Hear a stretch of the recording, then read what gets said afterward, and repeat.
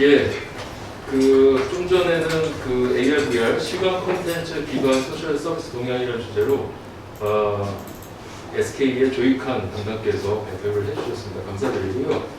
다음으로 계속해서 이어서 유통 산업에서의 AR, VR 기술 응용 현황 및 촉진 전략이라는 주제를 가지고 홍원기 팀장님께서 발표를 해주시도록 하겠습니다. 예, 모시겠습니다.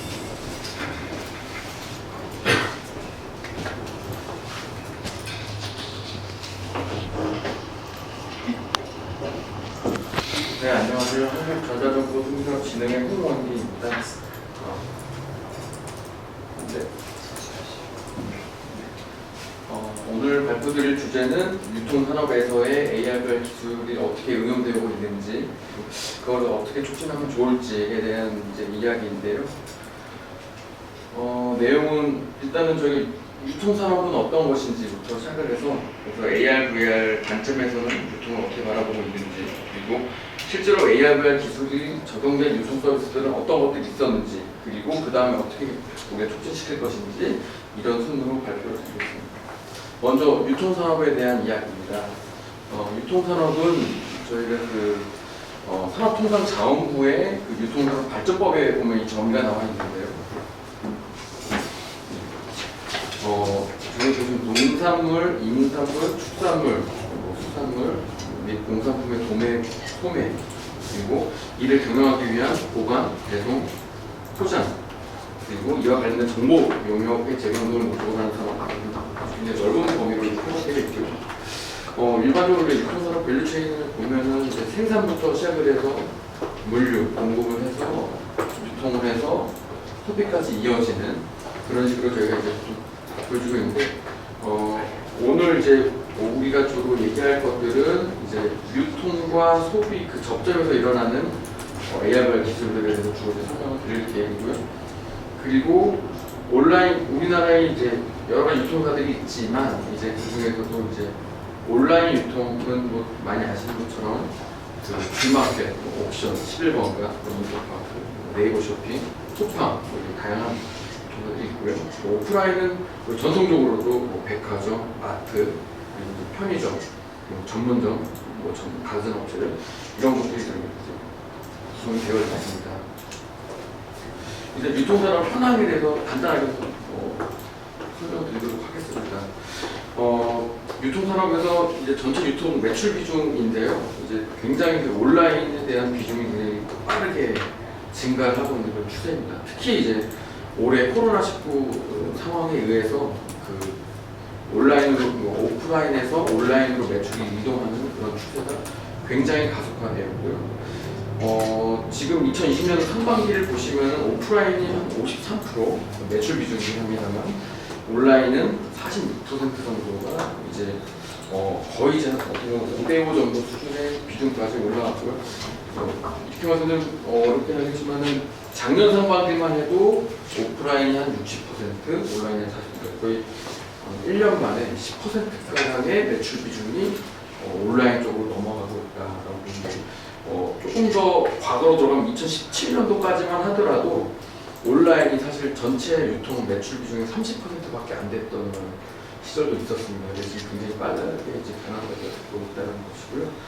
그리고 산업통상자원부에 있는 매 월마다 이제 통계를 내는데 그 통계자를 보시면 온라인 유통에 어떤 품목들이 많이 팔리는지 이런 것들을 알 수 있으니까 같이 한번 참고해 주시면 좋을 것 같습니다.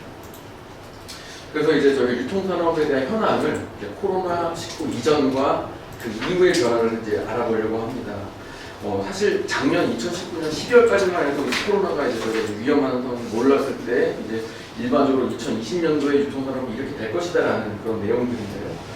지금 다시 돌아켜 보면은 그 당시에 이제 온라인과 오프라인 항상 경쟁이 심화가 됐었는데 그 중에서도 신선식품을 우리가 온라인으로 구매할 수 있을 것인가 없는 것인가 굉장히 경쟁이 치열했었는데 그 당시만 하더라도 식품 판매에 대해서도 거의 대등한 마트와 온라인 유통사 간의 그 경쟁이 거의 대등한 수준으로 경쟁이 아주 치열하게 이루어지고 있었고요.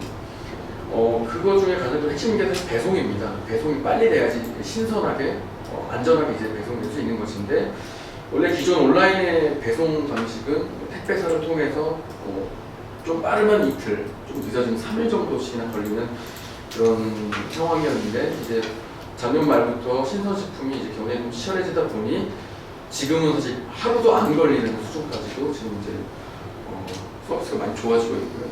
그리고 우리가 직접 느끼셨을 수도 있고 못 느끼셨을 수도 있지만 리테일 테크에 대한 굉장히 많은 실험들이 있었습니다. 예를 들면 아마존 고라는 무인 매장 실험이 이제 미국에서도 있었는데요. 그와 관련해서 이제 우리나라에서도 무인 매장, 무인 점포, 무인 계산대, 무인 계산도 옛날부터 있긴 했지만 이런 실험들도 많이 있었고요. 그리고 우리는 잘 못 느끼지만 빅데이터나 인공지능 같은 걸 접목이 되어서 원하는 상품을 추천해준다든지 아니면 이제 그런 고객의 어떤 성향을 분석을 한다는 이런 것들도 많이 이제 활용이 됐었습니다. 그리고 지금 모든 애플리케이션 모바일 쇼핑몰 들어가 보시면 아시겠지만 간편 결제는 이제 거의 이제 아주 일상화 되어 있죠. 어느 애들은 다 간편 결제가 다 도입이 되어 있고요.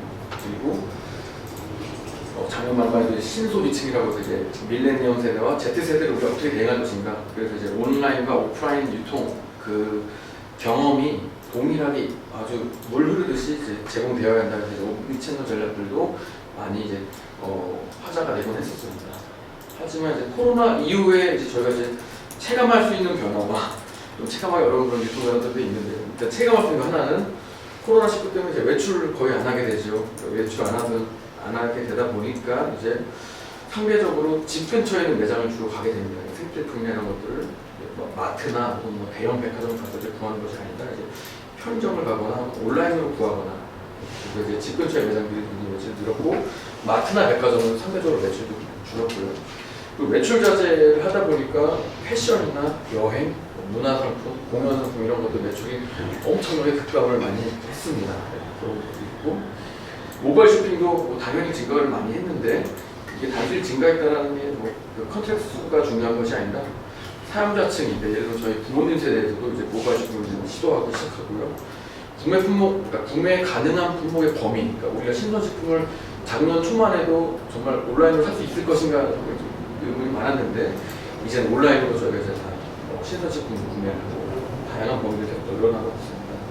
그리고 배송속도 점점 계속 빨라지고 있죠. 새벽에 오는 것도 있고 로켓처럼 빨리 오는 배송도 있고 이제 빨라지고 있고요. 그리고 구매 과정에서도 점점 단축되어지고 간편해지는 추세입니다. 간편 결제도 있고 우리가 상품 탐색하는 시간들도 점점 줄어들고 있는 그런 상황이고요. 그리고 이거는 이제 저희 IT 업계에서는 이제 되게 유의미하게 지금 보고 있는 것 중에 하나가 소셜 네트워크 서비스를 하는 페이스북이나 인스타그램 그리고 유튜브에서 다 지금 온라인 쇼핑 서비스를 지금 제공을 하고 있습니다. 주로 타겟팅하는 건 미디어 커머스죠. 동영상을 시청하면서 물건을 구매하게끔 하는 그런 형태로 지금 발전하고 있고 국내에서도 마찬가지로 네이버나 카카오에서 인터넷 라이브 커머스라는 형태로 이제 유통 서비스를 확장을 하고 있고요. 그리고 우리가 좀 체감하기는 어렵지만은 유통사 입장에서는 모든 유통과 소비 접점을 언택트 형태로 구현하는 것을 좀 노력을 하고 있습니다. 다양한 기술들을 이제 활용해서 할 수 있고요. 그리고 리테일 테크 기반의 라스라고 해서 보통 사스나 파스 이런 얘기를 많이 하지만 이제 리테일 레저 서비스라는 그런 개념으로도 기술을 보급하는 그런 사례들도 많이 늘어나고 있고요. 그리고 유통, 배송, 그리고 소비자까지 받는 그 단계를 단축시키고 완벽하게 관리하기 위해서 풀필먼트 서비스들이 이제 도입이 시도되고 있습니다. 네, 유통산업에서 과연 AR/VR 기술의 위치는 어느 정도일까를 좀 고민을 많이 해봤는데요. 사실 지금 보시는 이 슬라이드는 이제 2017년도에 산업통상자원부에서 유통산업 이제 글로벌 경쟁력 강화 방안이라는 발전 전략 안에 있는 내용을 제가 좀 발췌를 해왔습니다.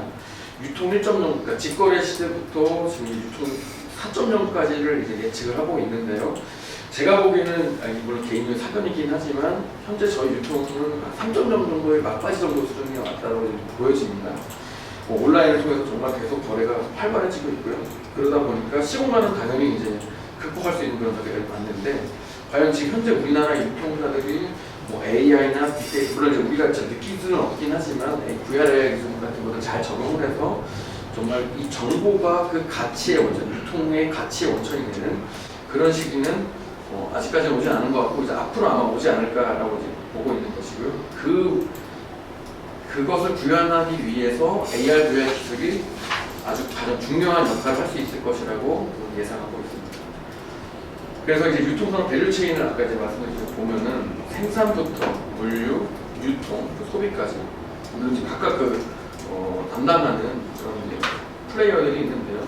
생산 단계에서는 이제 제조사의 관점에서, 생산자의 관점에서, 유통에서는 유통사의 관점에서, 소비는 소비자의 관점에서 AR, VR 기술이 지금 이제 계속 발전을 하고 있는 것 같은데 과연 기존 기술을 어떻게 잠식해 나갈 수 있을 것인지, 커버를 해 나갈 수 있을 것인지를 이제 고민하면 좋을 것 같은데, 일단 AR, VR 기술이 현재까지는 많이 접근하지 못한 것은 사실인 것 같습니다. 근데 이제 AR, VR 기술이 가지고 있는 가치들, 이제 아까 조익환 단장님께서도 말씀하셨지만은 뭐 현실과 가상 세계를 융합하거나 뭐 시공간 지역을 파괴한다거나, 혹은 AR 같은 경우에는 이제 기존의 현실에 있는 그런 내용에서 이제 가상 정보를 증강시킨다라거나 뭐 다양한 이런 밸류들이 있는데, 이런 부분들이 과연 우리가 기존 모바일이라든지 PC로 하는 웹 형태의 서비스나 이런 거에 반해서 얼마나 우리가 잘 적응을 해갈 수 있을 것인가, 이런 부분들이 중요하게 생각해야 되는 시점이라고 볼 수 있겠습니다. 네, 그럼 이제 유통산업을 알아봤고요. 이제 VR, AR에서 보는 이제 유통 서비스 한번 알아보겠습니다. 일단 디지캐피털 자료를 좀 몇 가지 가져왔는데요. 일단은 AR 기술 속도는 굉장히 빠르게 기술이 개발되고 있는데, 또 뒤에서 또 설명드리긴 할 건데요. 그런데 시장은 아직까지는 열리지 않은 상태라고 아마 대부분 다 공감하실 것 같고, 근데 이제 그 시장이라는 게 대부분 B2B 시장을 이야기하는 것이고, B2C 시장은 이제 아직 열리지 않은 상태지만 B2B 시장은 그래도 꽤 많은 시도들이 이루어지고 있습니다. 그리고 이 디지캐피털에서도 전망한 내용 중에 이제 코로나 효과로 이제 여러 가지 이제 이야기하는 것들이 있는데, 코로나 때문에 로케이션 베이스의 사업장들이 다 폐쇄가 됩니다. 물론 우리나라는 그래도 잘 지금 방어를 하고 있어서 그래도 좀 양호한 상황이지만, 미국이나 유럽 같은 곳은 아예 이 사업을 할 수 없을 정도로 폐쇄가 되어 있고요. 락다운 상태이고요.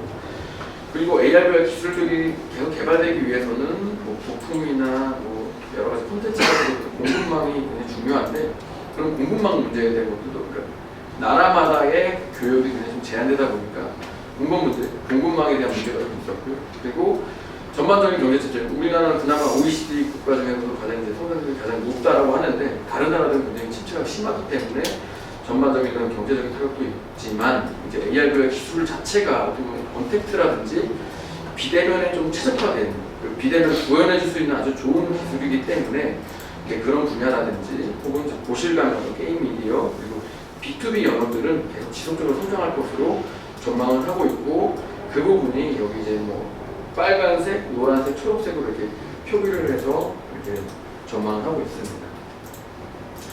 네, 조금 더 이제 들어가면 이제 시장 전망입니다. 이제 세계 AR, VR 시장은 뭐 코로나가 됐든 아니었든 굉장히 높은 성장률을 계속 지금 마킹하고 있고요. 특히 올해 나온 자료에는 연평균 42.7%나 연평균 성장한다고 나와 있고, 그 중에서도 성장률로만 보면은 이커머스 분야가 2위나 됩니다. 여기 이제 56.5%로 굉장히 높은 성장률을 보일 것이라고 이렇게 지금 전망을 하고 있고요. 그 중에서도 이제 사실 VR 커머스는 별로 서비스가 없다 보니까 AR 이커머스에 대해서 이제 굉장히 많은 이제 전망을 하고 있는데, 그 AR 이커머스 중에서도 가장 이제 적합한 그런 판매 품목으로 봤을 때 이제 의류, 그리고 가전, 자동차, 가구, 헬스케어, 그리고 여가용품 등의 순으로 전망을 하고 있습니다. 그리고 디지캐피털에서는 그 분기마다 AR, VR 리더스라고 해서 이제 몇 가지 자격을 주고 이제 기업 리스트를 올리고 있는데요.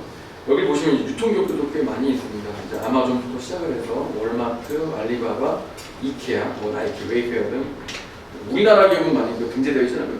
대부분 미국에 있는 기업들이 등재되어 있는데, 이런 기업들이 다 대부분 이제 AR, VR 기술을 잘 활용하고 있는 그런 기업이라고 보시면 될 거고, 그리고 국내에서도 이걸 응용하는 그런 유통기업들이 많이 있습니다.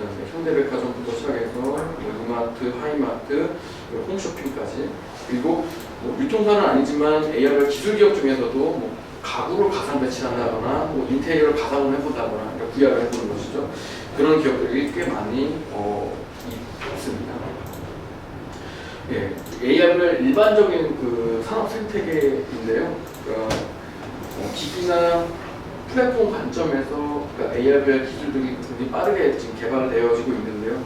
특히 오큘러스 같은 경우가 이제 오큘러스 퀘스트 2, 이제 이번에 출시된 그 기기를 비롯해서 뭐 VR SDK라든지 뭐 예전에 삼성전자랑 협업했다는 그런 것들 플랫폼을 가지고 아주 적극적으로 이제 시장 기술 개발과 시장 기술을 하고 있는데 좀 예를 들어서 말씀드리면은 예를 들어 스마트폰이 거의 초창기 시절에 각 그 제조사별로 신제품, 그러니까 스마트폰 신제품이 1년에 그러니까 빠르면 한대, 조금 더 빨라지면 1년에 2대 정도가 좀 완전 다른 라인업이긴 하지만 2대 정도가 개발됐습니다. 지금 출시를 했습니다.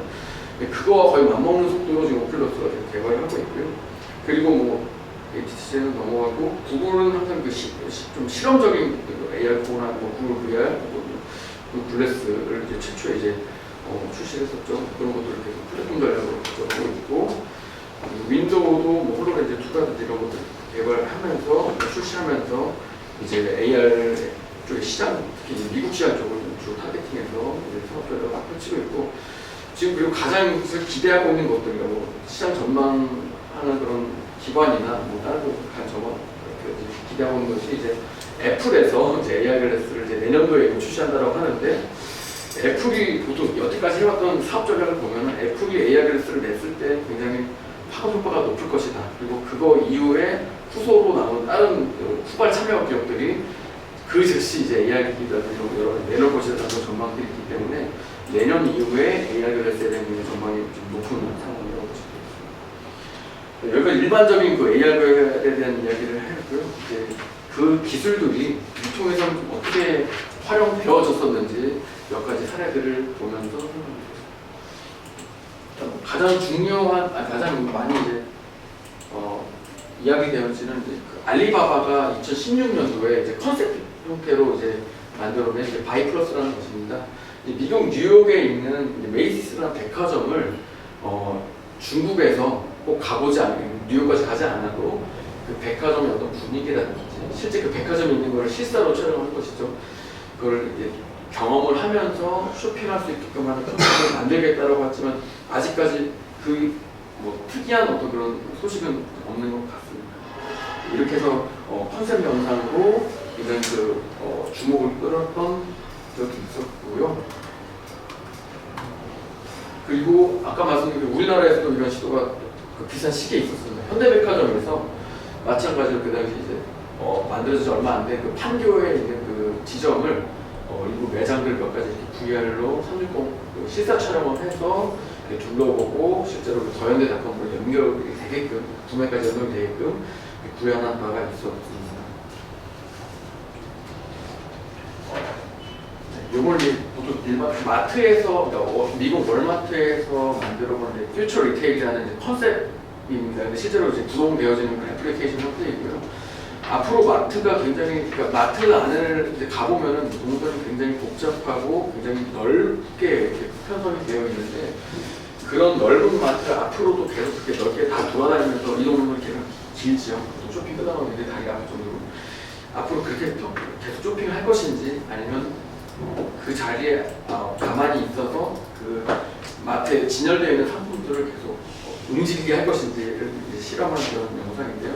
이것도 한번 참고로 보시면 되게 재밌을 것 같아요.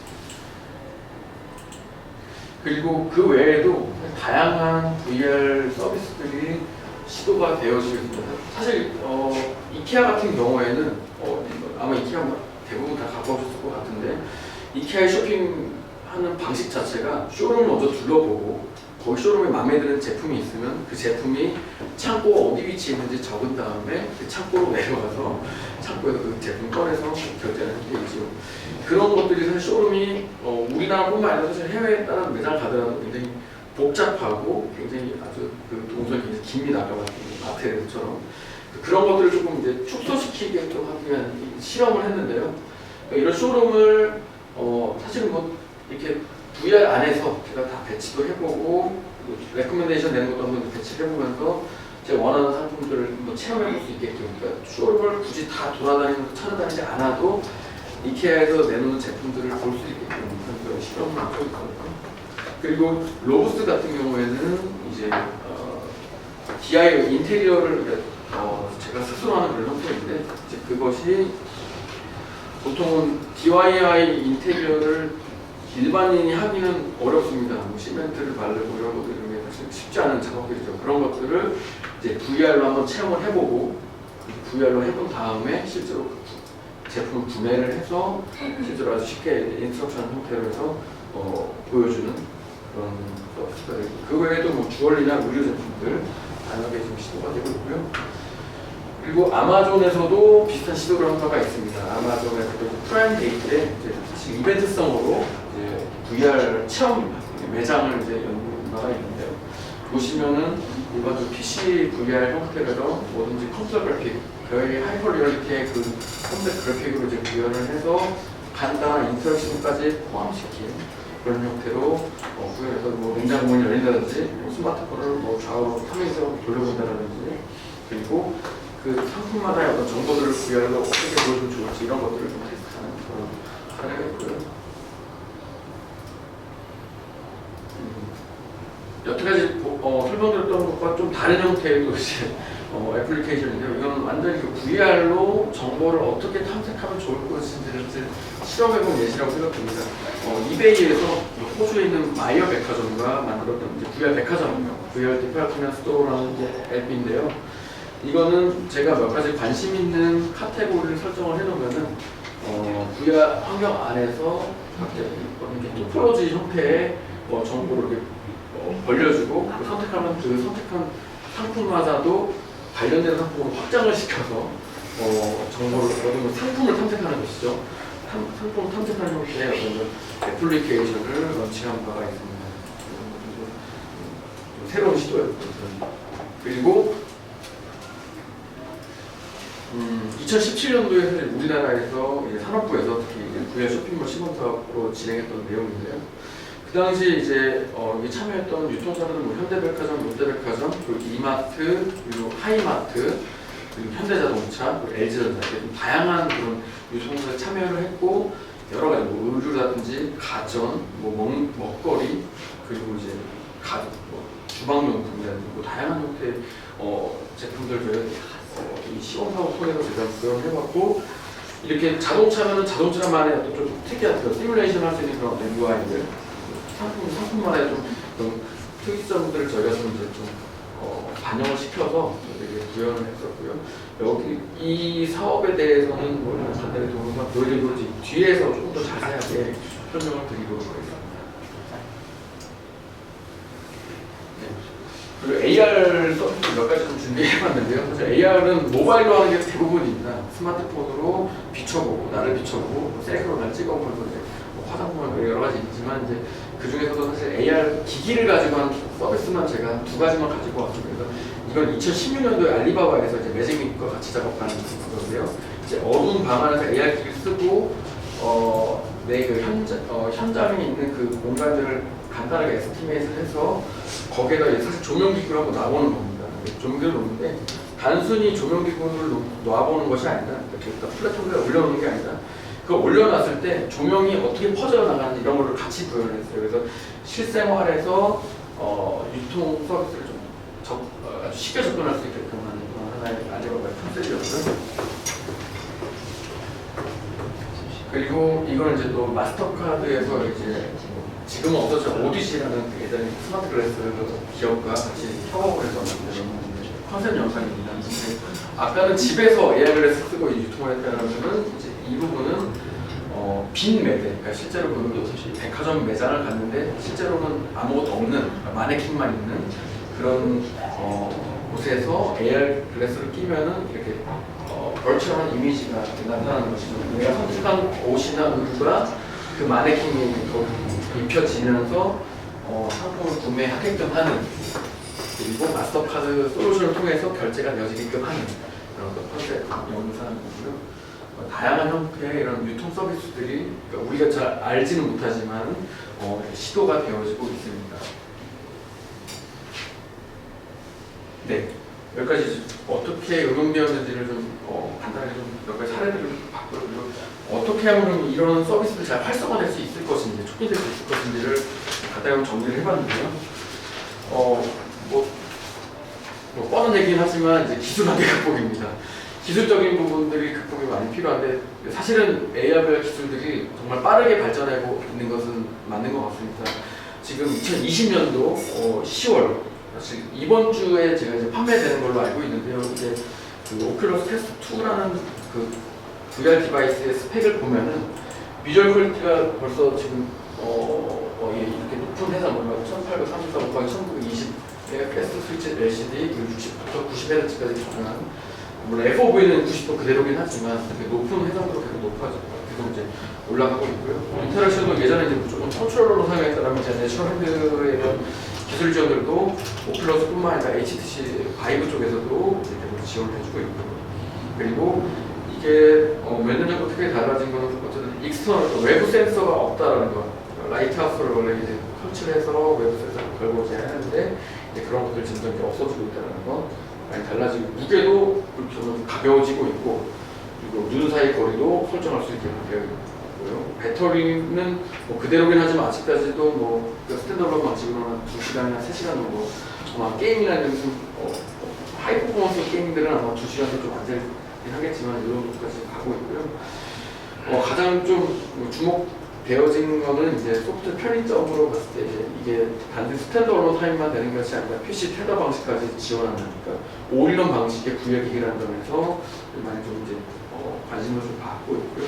그리고 이런 기기가 64기가이긴 하지만 40만 원대에 구매할 수 있다는 것, 이런 것들이 굉장히 기술적으로 많이 발전했다고 좀 생각하고요. 기기는 어쨌든 기기나 AR 디바이스가 계속 이제 빠르게 발전하고 있고, 근데 이제 콘텐츠 제작 기술들은 이제 마찬가지로 전문 툴이나 이런 것들이 많이 좀 발전하고 있기 때문에 이 부분도 많이 이제 극복이 될 것이라고 긍정적으로 보고 있습니다. 특히 이제 유통 서비스라는 거는 일반적으로 VR 매장, VR 유통 서비스라면은 가상현실에서 이제 매장, 그러니까 스페이스에 대한 그 공간 구성하는 것이 중요하고, 판매할 상품, 물건의 오브젝트에 대한 이제 그 모델링 기술이나 스캐닝 기술, 렌더링 기술 이런 것이 중요한데, 아직까지는 이제 모델링하는 비용 혹은 스캐닝하는 비용 이런 부분들이 이제 좀 고가의 장비를 활용해야 되거나 이런 것들이 좀 아직까지 좀 제약은 있는 것 같지만, 그 흡단인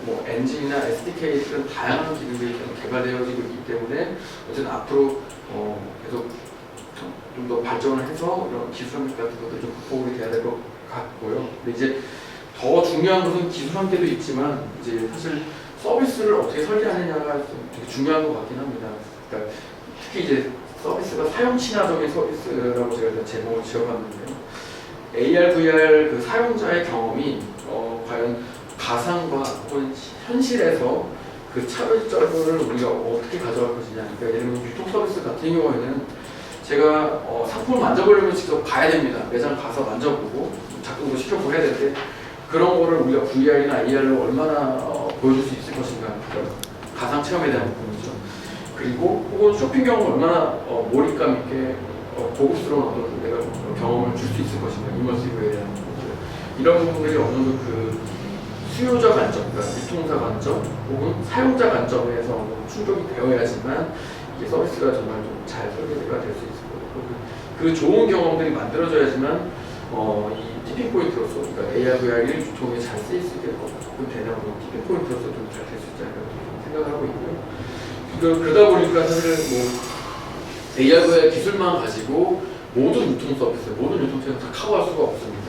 그래서 리테일 채널을 우리가 어떻게 포커싱 할 것인지, 어떻게 또 타겟팅 할 것인지, 어디에서 쓸게 할 것인지, 어떤 기기를 스태핑 할 것인지, 모바일까지 같이 지원하게 할 것인지, 이런 것들. 그리고 연령대별로 이제 지금 세대에서는 예전처럼 같은 상품이 많은 연령들이 다 팔린다기보다는 아까 MZ 세대라고 제가 얘기한 것처럼 타겟팅하는 것도 굉장히 중요해지고 있습니다. 타겟팅하는 그런 되게 중요한 것 같고, 어떤 물품을 팔 거냐에 따라 또 VR 기술이 중요할 수도 있고 AR 기술이 또 잘 먹힐 수도 있고, 혹은 완전 실사가 괜찮을 것인지 완전히 캐주얼한 그래픽 정도가 괜찮을 것인지 또 좀 달라지기 때문에 그런 부분들이 정확하게 타겟팅이 되고 적합한 아주 좋은 파트너를 만나서 그래야지 이제 좀 좋은 사업이 되지 않을까 이렇게 생각을 하고 있고요. 그래서 저희가 이제 이런 관점에서 저희 2017년도에 했던 VR 쇼핑몰 시범 사업에 대해서 좀 예시를 가져와봤는데, 사실 이 시범 사업은 정말 많은 관계자들이 많은 플레이어들 참여를 했습니다. 여기서 저희부터 시작해서 스포넥, 뭐 3i, 그리고 유통사에서는 여러 가지 백화점들, 그리고 또 여기 보이지 않는 또 다른 기관들도 많이 참여를 해서 만들어진 사업이고요. 그 당시 이제 특징으로서 몇 가지 하면 이제 오픈 마켓플레이스로 백화점이나 마트나 전문점 시장, 집단상과 쇼핑거리까지 다양한 콘텐츠를 하나의 오픈 마켓플레이스에 넣었던 그런 사례였고요. 많은 그런 유통사가 참여하다 보니까 뭐 의류나 잡화, 가전식품 등 다양한 분야의 스토어와 그 다양한 상품들을 가상 체험부터 결제까지 이제 구현하는 그런 사례였고, 그 당시에는 사실 이 VR 앱이라는 게 모바일용 VR 앱이 사실 대세였습니다. 그래서 안드로이드용 애플리케이션부터 시작해서 바이브용 VR 애플리케이션, 그리고 웹 버전까지 다 세 가지 플랫폼을 다 대응해서 개발했었고요. 근데 여기서 끝나는 게 중요한 게 아니라, 사실은 이제 그 당시에 개발만 해서 끝나는 것이 아니다. 사실 우리가 앞으로 VR 유통법에서 어떻게 쓰여질 것인가를 좀 기획을 하기 위해서 소비자 연구라는 실제를 같이 추진했었습니다. 그게 이제 저희가 가장 핵심적으로 생각하는 게 데이터 기반의 소비자 검색과 수용도 검색을 저희가 진행했었는데요. 보시는 것처럼 저희가 그 당시에 광화문 체험관이라든지 저희 뭐 전자전에 VR 쇼핑몰 체험관을 운영을 해서 약 2만 명가량의 많은 사람들이 이 VR 쇼핑몰을 저희가 체험하게끔 했고요. 그 2만 명 중에 간단하진 않지만 좀 복잡한 설문조사를 저희가 한 1000여 명 정도의 설문조사 경험평가를 받아서 진행을 했고요. 그 중에서 또 저희가 수용도를 검증하기 위해서 10명 정도 저희가 따로 모집을 해서 수용성 평가를 별도로 진행을 했고요. 그리고 이 모바일 애플리케이션과 웹 트래픽들 이런 것들 다 저희가 따로 또 수집을 해서 한 5,000명 정도의 행동 데이터 약 8만 건, 6만 건, 그리고 VR 쌤마다의 어떤 히트맵 같은 것을 저희가 다 수집을 해서 저희가 이제 앞으로 이제 미래 유통사들을 어떻게 기획할 것인지를 저희가 이제 활용한 바가 있고요. 그래서 이런 부분들이 사실 일반적으로 AR 기업들이 사실 접근하기 좀 어려운 부분들이 있습니다. 그래서 저희가 이제 올해부터 산업부에 저희가 좀 제안을 해서 이런 제품이나 서비스를 실증할 수 있는 데이터 기반으로 해서 소비자나 사용자를 분석할 수 있는 그런 센터를 저희가 이제 올해부터 지금 이제 구축을 하고 있고요. 그래서 간단하게 이제 그러니까 저희가 이제 그래도 이제 진흥하다 보니까 이제 어떻게 하면 저희 AR별 기업들 저희가 좀 도와드릴 수 있을까라고 해서 지금 우리가 하는 일을 좀 간단하게 정리를 했습니다. 그래서 방금 말씀드린 것처럼 저희 실증센터를 이제 서울에다가 이제 구축을 하고요. 그래서 AR별 제품이나 서비스가 유사 환경 안에서 사용자가 참여를 해서 직접 참여를 해서 하는 평가, 그리고 성능이나 품질 평가를 같이 할 수 있는 실증센터를 저희가 올해부터 구축을 하고 있고요. 그리고 그런 평가 방법들이 사실은 다 기업마다, AR별 기업마다 다 각기 다른 기준과 평가 방법을 가지고 평가를 하고 있습니다. 그런 것들을 좀 표준화할 수 있는 것을 표준화를 해서 기업에서 평가 서비스를 저희가 지원을 할 계획이고요. 그리고 그 외에도 그런 시제품 보완을 한다거나 최적화하는 뭐 기술 지원, 뭐 이런 여러 가지 그 지원 체계들을 같이 해서 보다 AR의 기업들이 좀 사용자 니즈를 좀 반영할 수 있는 그런 시장 친화적인 제품을 구현할 수 있게끔 지원을 해드리려고 하고 있고요. 그 외에도 이제 아까 기술 한계 극복 이런 것들은 또 사람이 또 되게 중요합니다. 그래서 서울대나 카이스트, 서울대 같이 해서 그 AR의 석박사 과정을 같이 지금 운영을 하고 있고요. 그래서 한 우수 인재들을 저희가 산업계에 많이 배출하는 것을 목표로 저희가 진행하고 있습니다. 네, 이것으로 저희 발표를 마치도록 하겠습니다. 감사합니다.